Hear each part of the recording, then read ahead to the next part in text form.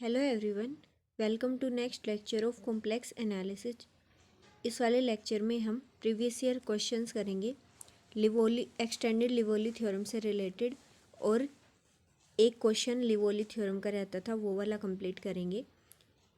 ठीक है, तो सबसे पहले हम एक्सटेंडेड लिवोली थ्योरम वाला जो क्वेश्चन है उसको देखते हैं, जो कि गेट के एग्ज़ाम में पूछा गया है।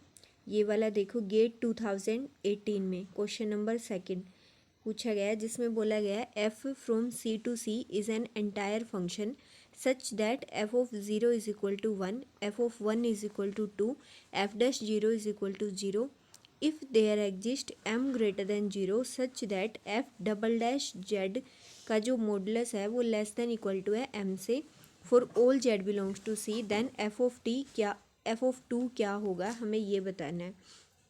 तो यहाँ पर हमें कैसे पता चलेगा कि हमें लिवोली थ्योरम यूज़ करनी है, कि जैसे देखो यहाँ पर बोला गया है कि एफ सी टू सी एक एंटायर फंक्शन दे रखा है। एंटायर फंक्शन है, दैट मीन्स पूरे के पूरे कॉम्प्लेक्स प्लेन के ऊपर एनालिटिक है। ठीक है, और साथ में हमें ये कंडीशंस दे रखी हैं, तीन वैल्यूज़ दे रखी हैं कि फंक्शन की जीरो के ऊपर वैल्यू वन है, फंक्शन की वन के ऊपर वैल्यू टू है, फंक्शन का जो डेरिवेटिव है फर्स्ट ऑर्डर डेरिवेटिव है उसकी वैल्यू जीरो के ऊपर जीरो है, और साथ में ये वाली कंडीशन दे रखी है कि फंक्शन का सेकंड डेरिवेटिव है ना वो बाउंडेड दे रखा है। ठीक है, तो हमें ये बताना है कि फंक्शन की टू के ऊपर वैल्यू क्या होगी। ठीक है, तो अभी जैसे अगर यहाँ पर डायरेक्टली एफ डबल डैश की जगह पर ये दे रखा होता है ना कि एफ जेड का modulus less than equal to M है, मतलब कि फंक्शन बाउंडेड है, फिर तो हम डायरेक्टली क्या बोल सकते थे कि लिवोली थ्योरम से फंक्शन एंटायर प्लस बाउंडेड करके कांस्टेंट बोल देते।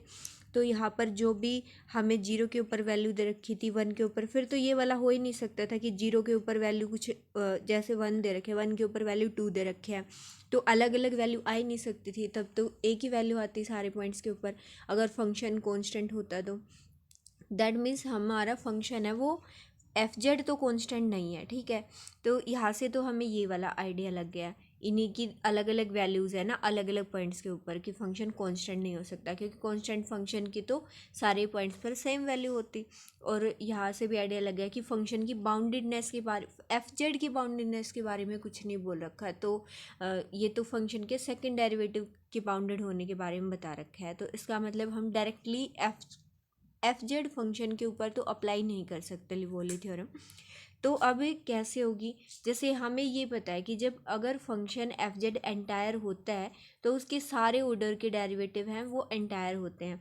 मतलब एफ एनालिटिक के लिए भी ऐसे ही होता है कि फंक्शन एनालिटिक है तो उसका first order derivative, second order derivative, सारे ऑर्डर के जो डेरिवेटिव्स हैं वो उस गिवन डोमेन के अंदर जिसके अंदर फंक्शन एनालिटिक है वो सारे डेरिवेटिव्स भी एनालिटिक हो जाते हैं। तो अब तो यहाँ पर डोमेन पूरा कॉम्प्लेक्स प्लेन दे रखा है, पूरे ही कॉम्प्लेक्स प्लेन के ऊपर फंक्शन क्या दे रखा है, एनालिटिक दे रखा है, इसीलिए एंटायर बोला है। तो फंक्शन अगर एफ जेड अगर एंटायर होता है तो हमें पता है कि एफ डैश जेड भी एंटायर होता है, एफ डबल डैश जेड भी एंटायर होता है, एंड सो ऑन। इसके जो सारे एफ का nth डेरिवेटिव, सारे के सारे ऑर्डर के जो डेरिवेटिव्स होते हैं वो एंटायर हो जाएंगे। ई की पावर एफ जेड भी एंटायर होता है। ठीक है, तो इसी तरीके से हम बोल सकते हैं कि अगर एफ जेड एंटायर दिया है तो अब यहाँ पर बाउंडेडनेस सेकेंड डेरिवेटिव के ऊपर दी थी, तो इसलिए हमें ये आइडिया लग जाएगा कि हम एफ का जो सेकेंड डेरिवेटिव है उसके एंटायर होने की प्रॉपर्टी का यूज करेंगे। ठीक है, तो यही से हमें ये वाली चीज़ से आइडिया मिल गया।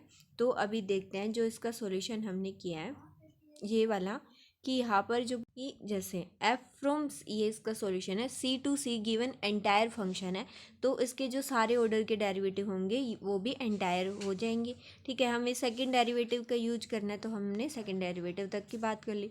तो यहाँ पर जो गिवन कंडीशंस थी वो लिख रखी है, इनको स्टार मार्क कर लिया कि ये वाली कंडीशंस हमें यूज करनी है आगे जाके। अब ये बोल रखा है कि फंक्शन का जो सेकेंड डेरिवेटिव है ना वो बाउंडेड है सारे के सारे कॉम्प्लेक्स प्लेन के ऊपर, ये वाली कंडीशन हमें दे रखी है। तो इसका मतलब क्या हो गया, फंक्शन का डबल डेरिवेटिव है, वो एंटायर तो है क्योंकि सारे ऑर्डर के डेरिवेटिव एंटायर होंगे अगर एफ एंटायर है तो अब यहाँ से क्या हो गया कि फंक्शन का सेकेंड डेरिवेटिव एंटायर है और साथ में ये वाली कंडीशन जो हमें दे रखी है इससे हम बोल सकते हैं कि बाउंडेड भी है पूरे कॉम्प्लेक्स प्लेन पे। तो इसका मतलब फंक्शन का सेकेंड डेरिवेटिव क्या है, F double dash Z entire है प्लस बाउंडेड है। तो एंटायर प्लस बाउंडेड होने की वजह से इसको हम क्या बोल सकते हैं कि एफ डबल डैश जेड है वो एक कांस्टेंट फंक्शन है। कहाँ से, बाय लिवोलीज थ्योरम। या फिर आप इसको दूसरा एक नया फंक्शन मान सकते हैं, एफ डबल डैश जेड को जी जेड मान सकते हैं कि जी जेड है वो एंटायर भी है और बाउंडेड भी है। तो एंटायर प्लस बाउंडेड होके कांस्टेंट हो जाएगा। तो यहाँ से फंक्शन एफ जेड कॉन्स्टेंट नहीं आया, उसका सेकेंड डेरिवेटिव कांस्टेंट आया है। तो एफ डबल डैश जेड है वो कांस्टेंट है, हमने बोल दिया बाय लिवोली थ्योरम। तो एफ डबल डैश जेड कुछ ए होगा जो कि कॉम्प्लेक्स नंबर होगा, A belongs to some A belongs to complex plane, that means A is any complex number, A कोई भी कांस्टेंट है। तो अब हम क्या करेंगे, यहाँ से इसको जब इंटीग्रेट करेंगे तो एफ डबल डैश से ये क्या बन जाएगा, एफ डैश जेड बन जाएगा और यहाँ पे क्या बनेगा, ए इंटू जेड प्लस एक नया कॉन्स्टेंट ऐड हो जाएगा, कॉन्स्टेंट ऑफ इंटीग्रेशन, जो कि क्या होगा, कोई कॉम्प्लेक्स नंबर होगा बी। ठीक है, तो यहाँ से हम क्या बोल सकते हैं, अभी देखो ये एफ डैश जेड की वैल्यू आई है तो इसमें हम क्या करेंगे, ये वाली कंडीशन का यूज करेंगे जो हमें एफ डैश की वैल्यू जीरो के ऊपर दे रखी है। हमें दिया गया है कि f dash zero is equal to zero. देखो ये वाली condition, f dash zero is equal to zero. ठीक है, अब या फिर आप दोबारा इंटीग्रेशन करने के बाद भी सारी कंडीशन को एक साथ यूज कर सकते हैं या फिर एक साथ यहीं पर साथ साथ में करते चलें। यहाँ पर एफ डैश जेड की वैल्यू ये आई है तो एफ डैश जीरो निकालेंगे तो जेड की जगह पर जीरो पुट करेंगे, ए इंटू जीरो प्लस बी, तो यहाँ से बी मिल जाएगा हमें। ठीक है, एफ डैश जीरो की वैल्यू बी निकाल दी हमने और गिवन क्या है, एफ डैश जीरो की वैल्यू जीरो के इक्वल गिवन है बाय स्टार। तो इसका मतलब जब हम इसको जीरो के इक्वल पुट करेंगे तो बी की वैल्यू जीरो मिल जाएगी। ठीक है, तो बी जीरो आ गया, बी जीरो आ गया, यहाँ पर पुट करेंगे इक्वेशन स्टार में तो एफ डैश जेड की वैल्यू कितनी आ जाएगी, ए इंटू जेड आ जाएगी। ठीक है, तो यहाँ से f dash z is equal to a z. ठीक है, तो अब ये वाला है एफ डैश जेड इतना आ गया। अब हम इसको हमें तो एफ की वैल्यू टू के ऊपर पूछा गया है तो हमें क्या करना है, एफ जेड निकालना पड़ेगा उसके लिए, तभी हम उसमें जेड की जगह पर टू पुट करके वैल्यू निकाल पाएंगे। इसीलिए क्या करेंगे, इसका फिर से डेरिवेटिव करना पड़ेगा। फिर से डेरिवेटिव करेंगे तो यहाँ से एफ डैश जेड का डेरिवेटिव किया अगेन तो ये एफ जेड बन जाएगा, ये वाला क्या बन जाएगा, ए इंटू जेड का हो जाएगा Z square by two plus में कांस्टेंट ऑफ इंटीग्रेशन सी आ जाएगा। ये सी किसी भी, ये सी बिलोंग करता है कॉम्प्लेक्स प्लेन से, कोई भी कांस्टेंट है। ठीक है, तो अब इसके बाद ये एफ जेड की वैल्यू आ गई।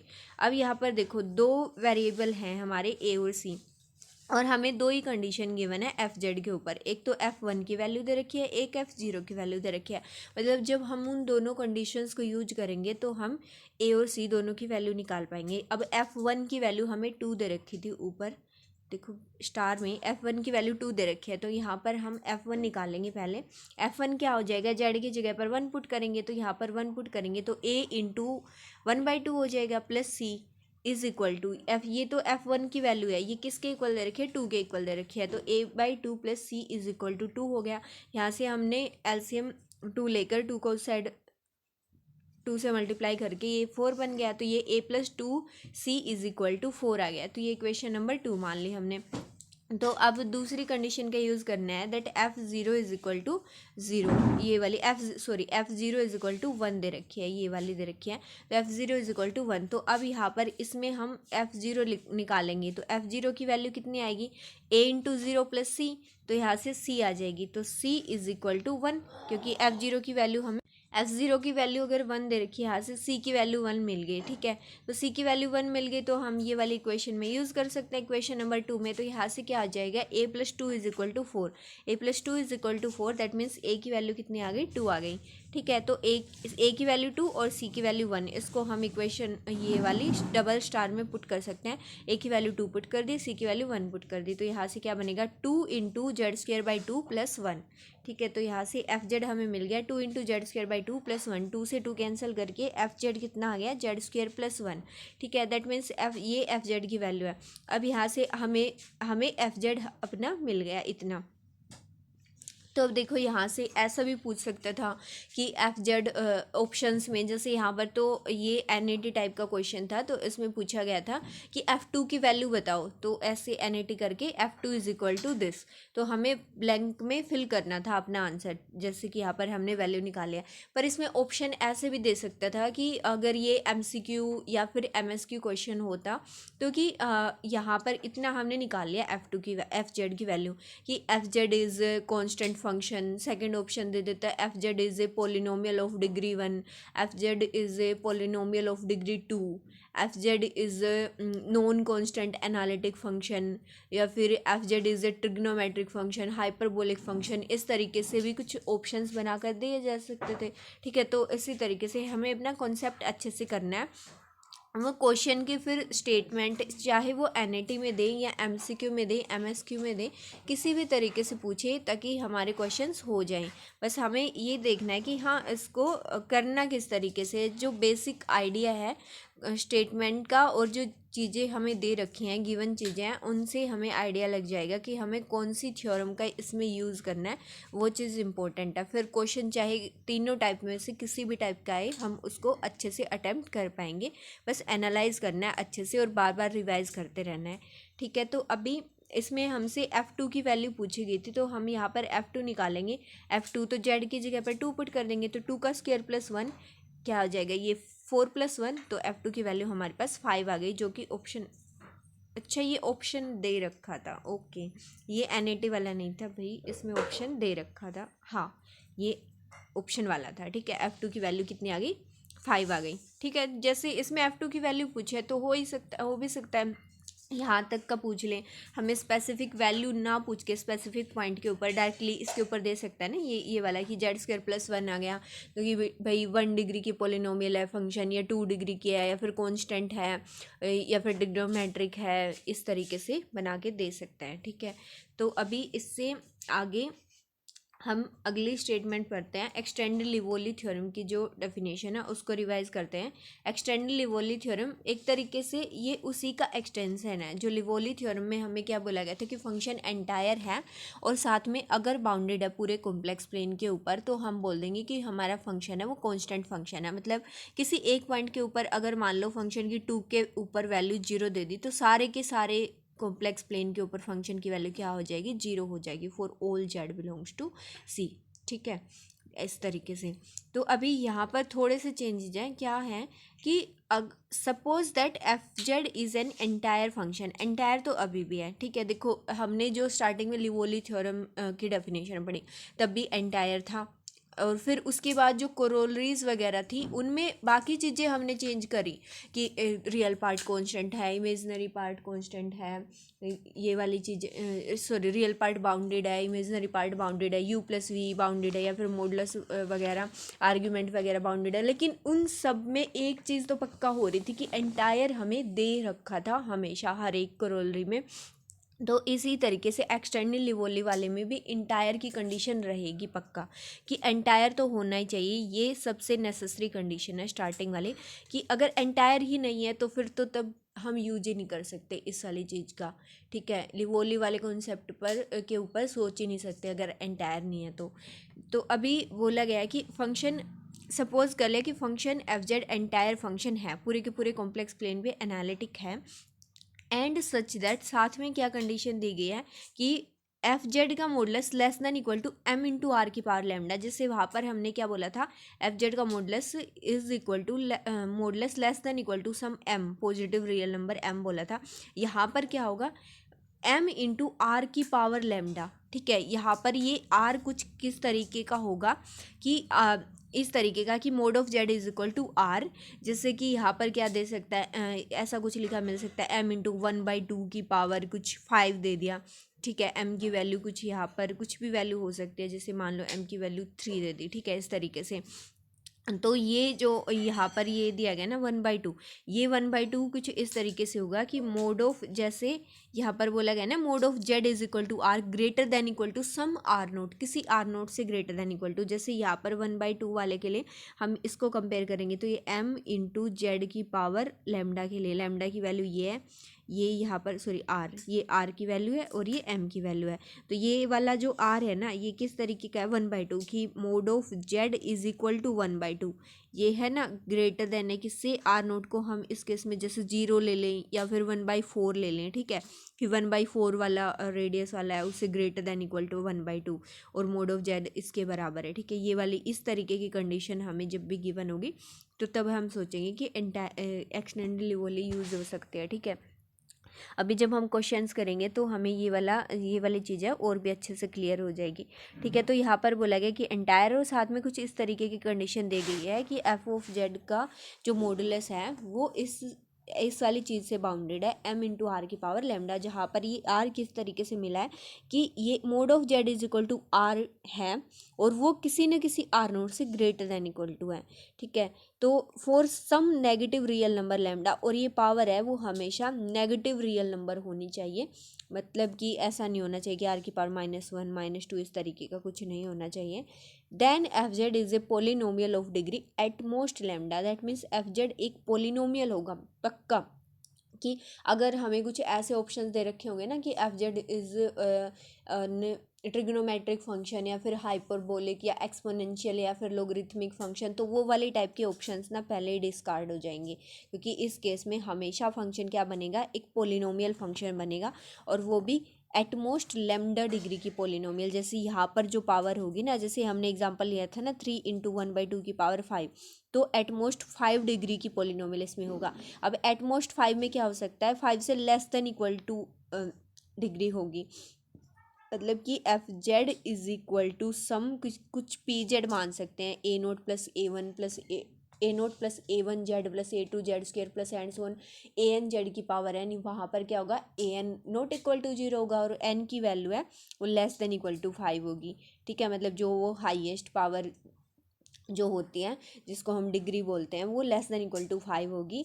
इसका मतलब कि 5 या 5 से छोटी डिग्री की, इस एग्जांपल के लिए 5 आ रहा है, मतलब हम जो भी यहाँ पर लेमडा होगा उतनी डिग्री की पोलिनोमियल हो सकती है। अब उसमें कांस्टेंट वाली भी हो सकती है, क्योंकि कांस्टेंट अगर कांस्टेंट आ जाए तो कांस्टेंट पोलिनोमियल भी इसी में आता है। जैसे कि कांस्टेंट पोलिनोमियल कितनी होती है, 0 डिग्री की पोलिनोमियल होती है। फिर 1 डिग्री की कुछ इस तरीके की आ सकती है, Z+1, मतलब AZ+B टाइप की, ठीक है। 2 डिग्री की ऐसे आ सकती है, AZ² प्लस का BZ+C टाइप की, है ना। तो इन जनरल हम ऐसे लिख सकते हैं कि A0 प्लस के A1Z प्लस के A2Z² plus and so on, यहाँ पर क्या हो जाएगा, plus and so on AN Z की पावर n।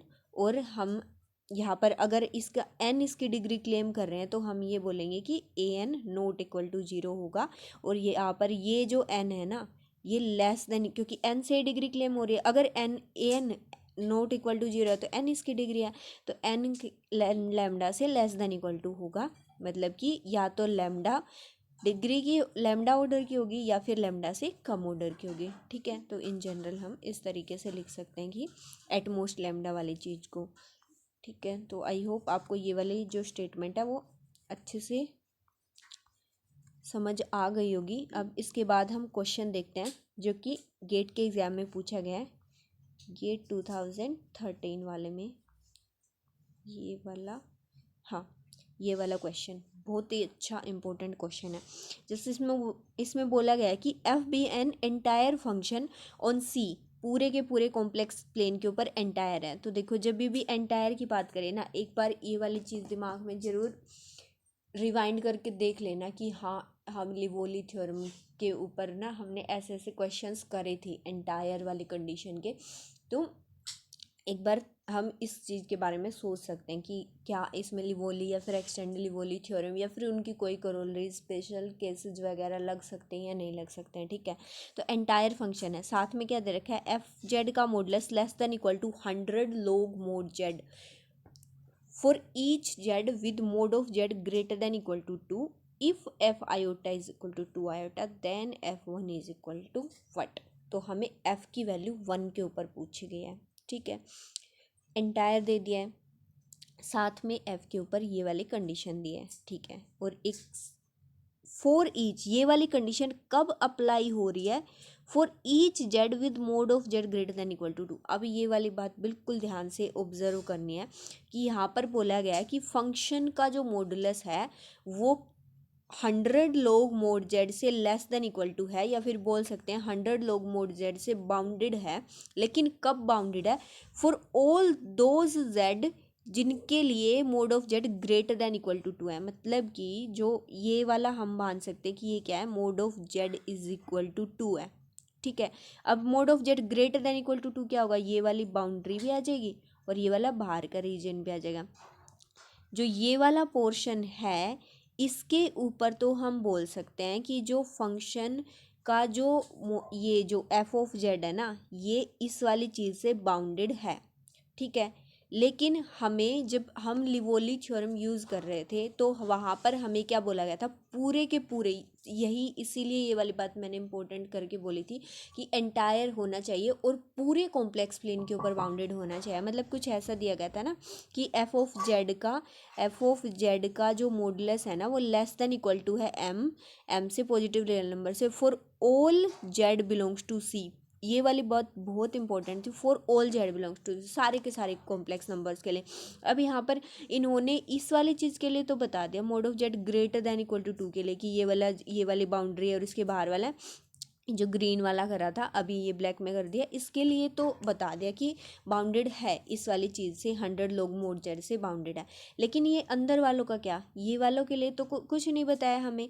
तो इसका मतलब यहाँ तो ये वाली डेफिनेशन होल्ड नहीं हो रही कि एफ जेड का modulus less than equal to किसी एम से है, कि अगर हम इस वाले सारी चीज़ को एम मान लें, ठीक है, तो for all Z belongs to C, ये वाली चीज़ तो हम बोल ही नहीं सकते। तो इसलिए हमें एकदम से अंधाधुंध ऐसे नहीं लग जाना है कि यहाँ से हम इसको बोल दें कि भाई ये तो एंटायर हो गया, प्लस में एम, इसको एम मान के 100 log mod z की वैल्यू को और बोल दे कि एंटायर प्लस बाउंडेड और कांस्टेंट हो गया ऐसे करके। और फिर जो एफ आयोटा की वैल्यू दे रखी है और f iota is equal to 2 iota, तो इसका मतलब हम बोल दें कि भाई फंक्शन तो कांस्टेंट हो गया, कांस्टेंट हो गया तो जो आयोटा पे वैल्यू है और वही 1 के ऊपर वैल्यू हो जाएगी। तो हम इसकी वैल्यू मोस्टली अगर जिन्होंने ध्यान से अच्छे से क्वेश्चंस को नहीं प्रैक्टिस किया तो वो लोग यही लिख के आएंगे कि F1 की वैल्यू कितनी आ जाएगी, 2 आयोटा आ जाएगी, मस्ट बी 2 आयोटा, और निकल के एकदम से कि हमारा तो सही है। पर ये बिल्कुल ही गलत है क्योंकि हमारी ये वाली चीज़ तो हमारी डेफिनेशन को ही नहीं फॉलो कर रही। वहाँ पर तो इन्होंने सिर्फ ये वाला स्पेशल केस दे दिया कि mod of z greater than equal to 2 के लिए तो ये वाली कंडीशन हो रही है बाउंडेड वाले, अंदर वाले के लिए तो कुछ पता ही नहीं है, लेकिन पूरे कॉम्प्लेक्स प्लेन के ऊपर बाउंडेड होना चाहिए था। ये वाली चीज़ इम्पोर्टेंट है, बहुत मिस हो जाती है जब हम लोग सही से नहीं करते हैं। तो अब हम क्या करें, इसमें एक ये वाली चीज़ देखते हैं, नोटिस करने की है, ठीक है। जैसे हमें हमें ये दिया गया है ना, for each z with mod of z greater than equal to 2, इस वाली चीज़ के लिए बाउंडेड दिया गया है। देखो जैसे हमने क्या बोला था, एक्सटेंडेड लिवोली से इसको कंपेयर करके देखो, जब भी इस तरीके से कुछ दिया हुआ ना कि mod of z greater than equal to some r nought, तो और एंटायर वाली कंडीशन दे रखी है और बाउंडेडनेस कुछ ऐसे रीजन के ऊपर दे रखी है कि एफ ऑफ जेड का modulus less than equal to m for some mod of z greater than equal to r nought, तो हमेशा एक्सटेंडेड लिवोली वाली स्टेटमेंट का ही यूज होगा। ये वाली चीज़ हम याद रख सकते हैं, ठीक है। इसके बाद तो यहाँ पर दिया गया है कि फंक्शन हमारा एंटायर था और साथ में एफ जेड का modulus less than equal to m r की पावर लैम्डा, और कहाँ से, for such that mod of z is equal to are greater than equal to some r nought. और यही वाली चीज़ यहाँ पर कि यहाँ पर हमें mod of z greater than equal to 2 दिया गया है हमारे वाले क्वेश्चन में, तो इसका मतलब यहाँ पर ये आर नोट की वैल्यू दी गई है, ठीक है। Mod of z greater than, mod of z किसी आर के इक्वल होगा जो r greater than equal to है 2 से, आर नोट से, ठीक है। तो इसलिए हम यहाँ पर कौन सी चीज़ यूज़ करेंगे, एक्सटेंडेड लिवोली वाली चीज़, ठीक है। तो अब हमें लैम्डा का कैसे पता चलेगा, क्योंकि हमें तो ऐसा दिया गया है ना 100 लोग मोड ऑफ जेड, ये वाली चीज़ दी गई है, तो हम लेमडा वाली चीज़ इसको m इंटू आर की पावर लेमडा के फॉर्मेट में कैसे लिख पाएंगे, ये वाली चीज़ हमें देखनी है, ठीक है। तो ये वाली चीज़ को हम एक बार अपने क्वेश्चन पे फिर से वापस आते हैं। कि हमें दिया गया है, हमें ये वाली चीज़ तो पता है कि फंक्शन एफ जेड जब एंटायर होता है तो ई की पावर एफ जेड भी एंटायर होता है, तो फंक्शन एफ जेड एंटायर है तो ई की पावर एफ जेड भी एंटायर है। और साथ में ये वाली चीज़ हमें, ये वाली तो हमें दे रखी है, तो अब हम क्या करेंगे, ई की पावर एफ जेड भी एंटायर फंक्शन है और हमें ये वाली चीज़ पता है कि ई की पावर एफ जेड का मॉडुलस किससे लेस देन इक्वल टू होता है, ई की पावर एफ ऑफ जेड के मॉडुलस से। जैसे हमने देखा था ना कि एफ जेड का जो रियल पार्ट होगा ई की पावर में वही वाला आ जाएगा कि ई की पावर यू टाइप का आ जाएगा वहाँ से, क्योंकि आयोटा वी वाला तो 1 बन जाएगा मॉडुलस, तो ई की पावर एफ जेड का modulus less than equal to होता है ई की पावर एफ ऑफ जेड के, ई की पावर एफ ऑफ जेड के मॉडुलस से लेस देन इक्वल टू होता है। हमने बहुत सारे क्वेश्चंस करे थे पीछे इस वाली चीज़ के ऊपर। तो ई की पावर एफ जेड का modulus less than equal to, अब ई की पावर में एफ ऑफ जेड का मॉडुलस, तो एफ ऑफ जेड का मॉडुलस तो लेस देन इक्वल टू दे रखा है 100 log mod जेड। तो यहाँ से इक्वेशन नंबर 1 से हम ये वाली चीज़ पुट कर देंगे by equation number 1, 100 into log of mod z. तो ये वाली चीज़ हो गई कि ई की पावर एफ ऑफ जेड का modulus less than equal to हो गया ई की पावर में।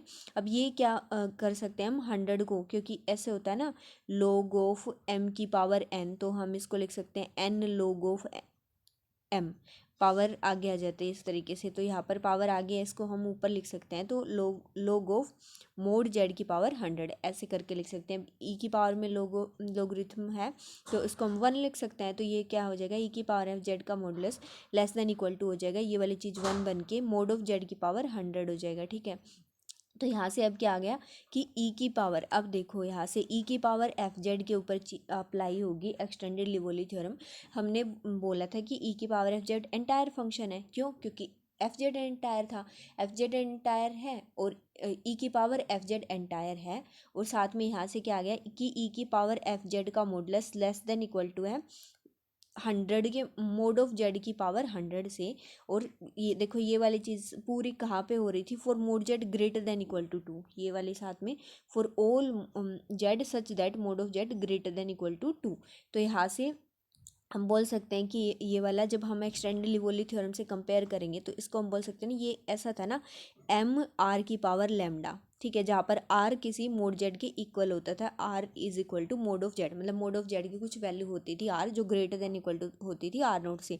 तो ये वाला आर नोट तो हमें 2 मिल गया, तो यहाँ पर एम की वैल्यू कितनी है 1, 1 इंटू में ये आर की value are mode of Z को बोलते थे हम, और लेमडा किसके इक्वल है यहाँ पर 100 के इक्वल है। ठीक है, तो यहाँ से हम बोल सकते हैं एक्सटेंडेड लिवोली थ्योरम यूज़ करके कि हमारा जो फंक्शन है ई की पावर एफ जेड, क्योंकि ई की पावर एफ जेड के ऊपर एक्सटेंडेड लिवोली लगा रहे हैं हम, तो ई की पावर एफ जेड क्या हो जाएगा, एटमोस्ट लैम्डा डिग्री की पोलिनोमियल होती थी, तो यहाँ से ई की power f z at most 100 degree की पोलिनोमियल हो जाएगी। ठीक है, और लेकिन हमें तो पता है कि ई की पावर एफ जेड क्या किस तरीके से होता था, 1 plus k f of z plus k f of z का whole square by 2 factorial and so on. पिछले लेक्चर्स में भी हमने करे थे इस टाइप के कि ये तभी कांस्टेंट हो सकता है पोलिनोमियल या फिर कांस्टेंट फंक्शन, मतलब 1 से ज़्यादा डिग्री, 0 डिग्री से ज़्यादा डिग्री का भी पोलिनोमियल तभी हो सकता है सिर्फ कि जब एफ जेड कॉन्स्टेंट होगा, क्योंकि ये वाली टर्म्स है ना जो इनफाइनाइटली ऐड होती जा रही हैं, एफ जेड का whole square by 2 factorial cube by 3 factorial and so on, तो ये वाली तभी टर्मिनेट करेंगे कि जहाँ पर एफ जेड कुछ न कुछ कॉन्स्टेंट होगा, तभी जाकर हमें ये फिक्स नंबर तक टर्मिनेट होकर मिल जाएंगी वैल्यूज़। ठीक है, तो ये तभी हो सकता है कि जब एफ जेड कॉन्स्टेंट होगा। तो यहाँ से हमें क्या मिल गया कि एफ ऑफ जेड कॉन्स्टेंट है।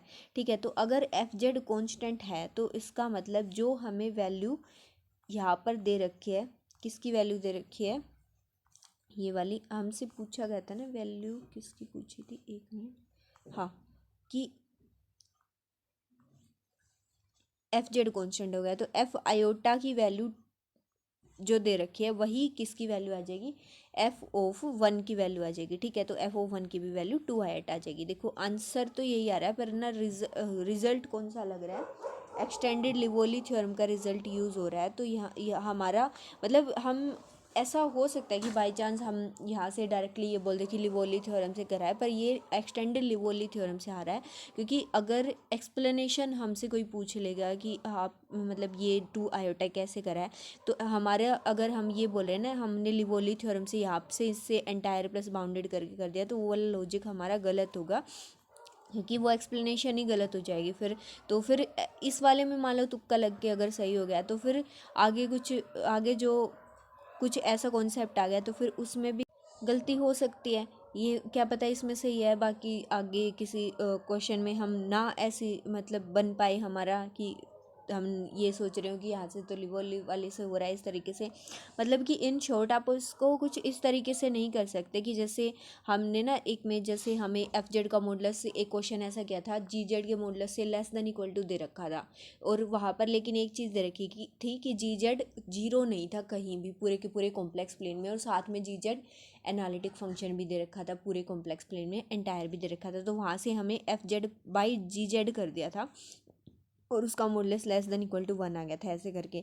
लेकिन वहाँ पर ये वाली चीज़ थी कि जी जेड है वो कहीं भी जीरो नहीं था कॉम्प्लेक्स प्लेन में, और जी जेड था वो एंटायर फंक्शन भी था। ये वाली चीज़ साथ में इम्पोर्टेंट थी। लेकिन यहाँ पर अगर हम ऐसा सोचे ना कि हम तो ऐसा कर देंगे भाई एंटायर तो दे रखा है, यहाँ से हम ये वाली कंडीशन से ना ऐसा कर दें कि एफ ऑफ जेड के डिवाइड में ले आए। ये वाली चीज़ है ना log of mode Z, log of mode Z, और हमने तो कि इसको कर दिया ऐसे, और यहाँ से इसका function modulus less than equal to 100 करके बोल दे कि f of z by log of z, ये वाली चीज़ है वो बाउंडेड हो गई, और ये वाली चीज़ को हम बोल दे कि एंटायर हो गया। पर नहीं, ऐसा नहीं कर सकते। क्यों?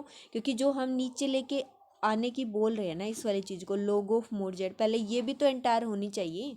ये तो एंटायर ही नहीं है लॉग ऑफ मोड जेड, तो लॉगरिथमिक फंक्शन एंटायर होता ही नहीं है कॉम्प्लेक्स प्लेन के अंदर, पूरे के पूरे कॉम्प्लेक्स प्लेन के अंदर। तो और ये वाला तो जीरो भी दे सकता है हमें, तो ये वाली चीज़ हम बोल ही नहीं सकते कि हम नीचे डिवाइड में लेके आ जाएंगे और ऐसे कर देंगे इस वाली चीज़ को। तो इसीलिए उस वाले क्वेश्चन में मैंने बोला था कि यहाँ पर कब लेकर हम डिवाइड में आ सकते हैं, वो वाली चीज़ इम्पोर्टेंट है। तो इसका ये वाला आंसर सही हो गया, बी वाला ऑप्शन। ठीक है, आई होप आपको ये वाला लेक्चर और ये वाले जो दोनों क्वेश्चंस थे और एक्सटेंडेड लिवोली थ्योरम की डेफिनेशन अच्छे से क्लियर हो गए होंगे। अब आगे वाले लेक्चर में हम इसका एक एग्जाम्पल हो रहा है जो CSIR नेट में पूछा गया, और फिर इससे रिलेटेड एक दो इम्पोर्टेंट कोरोलरीज और हैं कांस्टेंट फंक्शन के रिलेटेड कि फंक्शन कांस्टेंट फंक्शन कब हो जाएगा, कुछ एक दो कंडीशंस हो रहे हैं वो भी करेंगे और वो क्वेश्चन करेंगे। तो तब तक के लिए आप ट्राई कर सकते हैं, इससे रिलेटेड कुछ और क्वेश्चंस हैं जो बुक के क्वेश्चंस हैं, या फिर एग्ज़ाम के अगर कोई ऐसे क्वेश्चंस हो जो हम छूट गए हों वो वाले ट्राई कर सकते हैं। तो मिलते हैं नेक्स्ट लेक्चर में। Thank you, all the very best.